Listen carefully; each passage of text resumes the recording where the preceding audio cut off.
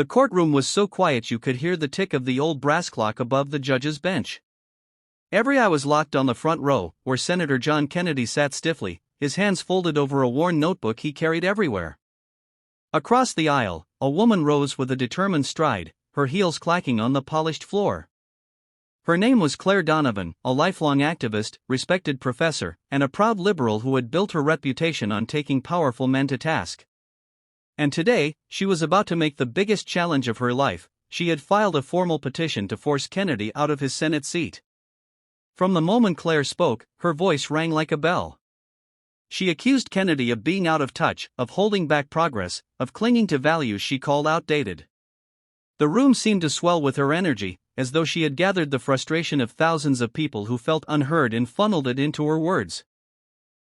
"This seat," she said, pointing at Kennedy, "does not belong to one man. It belongs to the people. And the people deserve better." Kennedy didn't flinch. He watched her with a calm so steady it was unsettling. When the judge finally gave him the floor, he stood slowly, adjusted his tie, and opened that battered notebook.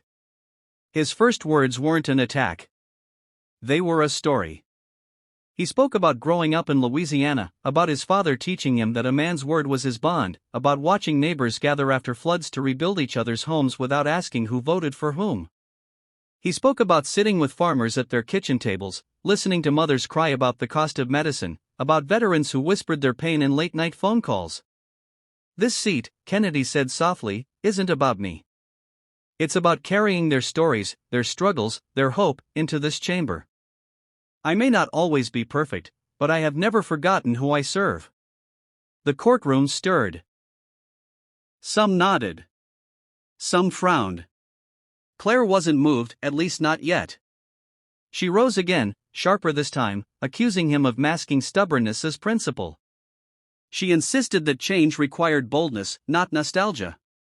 And in that clash, her fire against his calm, the crowd began to split, whispers spreading like wildfire. What no one expected was what happened next. Kennedy didn't respond with policy points or counter-accusations. Instead, he closed his notebook and did something politicians rarely do: he invited her to sit beside him. The judge, startled, allowed it.